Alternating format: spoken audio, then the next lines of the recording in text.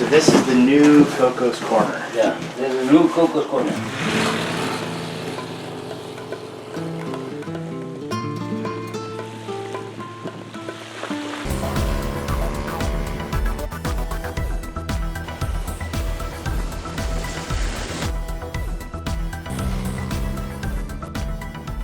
Hey, how's it going?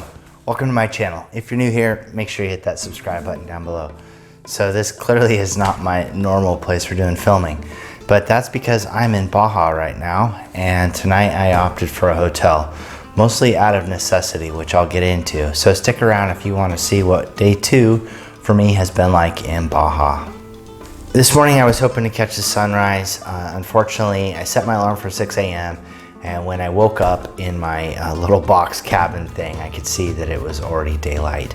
So I don't know if the sun came up at 5:30, 5:45. I'll have to figure that out. So I did miss the sunrise today. I went ahead, made oatmeal, just a quick easy breakfast with some instant coffee, and then wrapped that up, and then went down and did some drone flying. I wanted to mess around, walk around on the beach, do some follow me stuff. So I did that for a little bit. And then after that, I needed to pack up, so I got packed up. While I was packing up, I noticed it was getting quite hot, so I was expecting it to be a very hot day. And I left the campground that I was at. Alright, back to the paved road. Next stop is, I think, Coco's Corner. Should be probably about an hour away. When you're heading south on 5, you get to a turnoff now to Coco's Corner. Highway 5 does not go by Coco's Corner anymore. And I made that turnoff, but I was surprised to find that at that turnoff is Coco's Corner. Hola! This is the new Coco's Corner. Yeah, there's a new Coco's Corner. When did you move here? It came the last month. Last month? Yeah, it is, what's it? Mayo. Okay, okay. No, it's been hot, cold, and heavy got in the wind. Yeah, there's a lot of wind. Yeah. Your name, Okay. all the way complete, all the way here, your name, and what place you were born.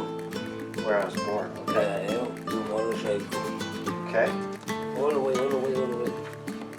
So what has happened is he was located about 70 kilometers down the road, and at the beginning of the month they relocated, I think maybe the Mexican government relocated him to the turnoff of the paved road. He was telling me at his old location after the road was paved, he was only getting 3 or 4 cars a week. So he wasn't getting many visitors.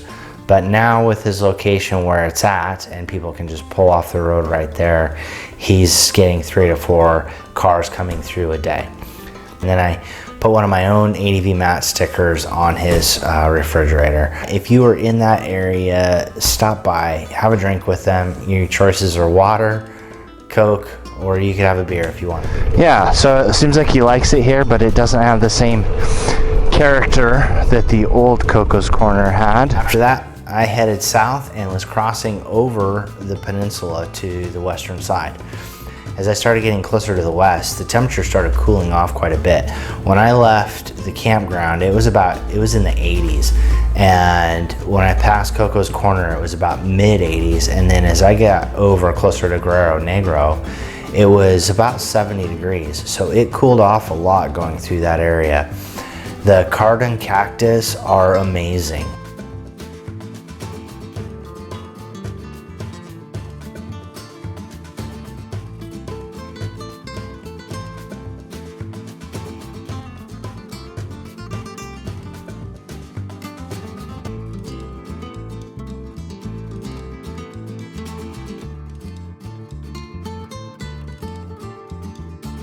As I was about halfway across the peninsula, it was getting to be lunchtime. I just found a place, stopped, got my first fish tacos in Baja, which was fantastic. And when anything that has butter slathered in it is going to taste better. So I took the corn tortilla and they put butter in it, and then they put the fried fish in it with the cilantro, and then little pieces of avocado, which was fantastic. I had some lime squeezes. I squeezed those in it, and they were really good. I only got 2. I should have got 3. It would have been a little bit more filling and better, but I was very happy to eat those. It seemed very fresh. And then after that, I headed south to Guerro Negro. When I got to Guerro Negro, I stopped there for a little bit where the whale bones are going into town. Now from there, started heading back across the peninsula to the east side. And from that point on, it got really, really hot. The cactus forests out there, the landscape was very desert beautiful. It was very dry. Oh, I gotta pee. This cactus looks like it needs to be watered.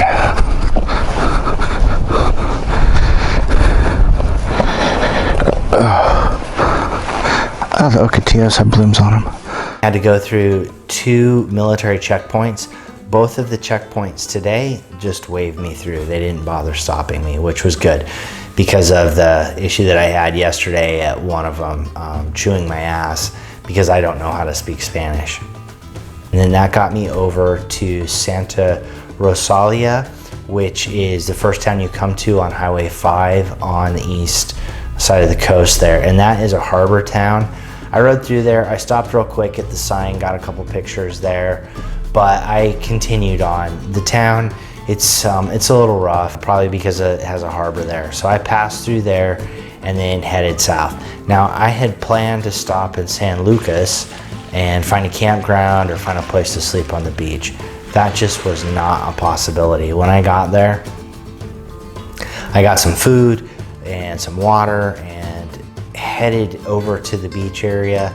And the roads get you over to the beach, but as you get to the beach, everything is private. I tried one other place and it said camping, hot water, Wi-Fi.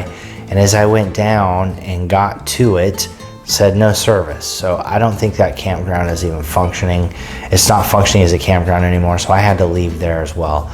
So I continued heading south on Highway 1, which got me to San Bruno, which is where I am now. I pulled in here and was trying to find places along the waterfront where I thought maybe I could camp. But there's a lot of boat launches along all of the waterfront here, and then a lot of stray dogs running around, which made me very uncomfortable. I did see a sign for a hotel, so I thought as a backup I can always go back there. So that's what I ended up doing. As I came back to the hotel, the manager happened to be walking up as I got there, and he had a room. He has 4 rooms total. No one is here. I am the only one. It is about 500 pesos, or I think equivalently $27 for the night, which I couldn't beat that. I wasn't gonna find anything else. It's a hotel tonight. It's a nice hotel, king size bed, nice hot shower, which was fantastic. And then I was able to walk over to the water right from where I'm at. And I won't say I went for a swim, but I did go for a dip.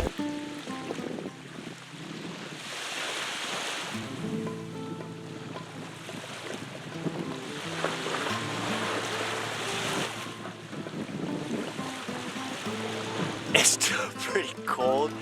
I mean, I could get used to it if it was hot and sunny, but it's not right now. And it is super salty. After swimming, I came back to the room, took a hot shower, and then because I had running water, I went ahead and washed the clothes I've been wearing and tried to get them clean and started making dinner. Now, I still have some fresh tortillas, uncooked tortillas that I picked up from last night. I bought an avocado from the market.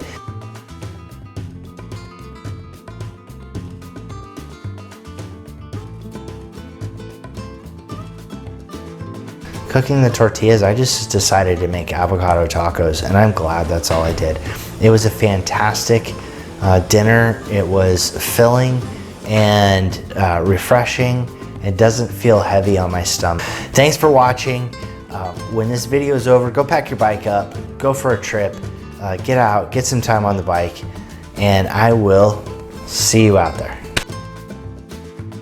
Just had a really nice lunch here at this restaurant. I had fish tacos, and of course I think all the fish tacos I find are going to be fried. I don't usually eat fried food, so I'm hoping that doesn't take a bad toll on me. but we'll see. The funny thing is, the das and niets are pouring from my lips as if it's something I say every day. So in my mind, I know the English isn't right, so I am defaulting to Russian really, really quickly. So yeah, I knew that was gonna happen. It's amusing.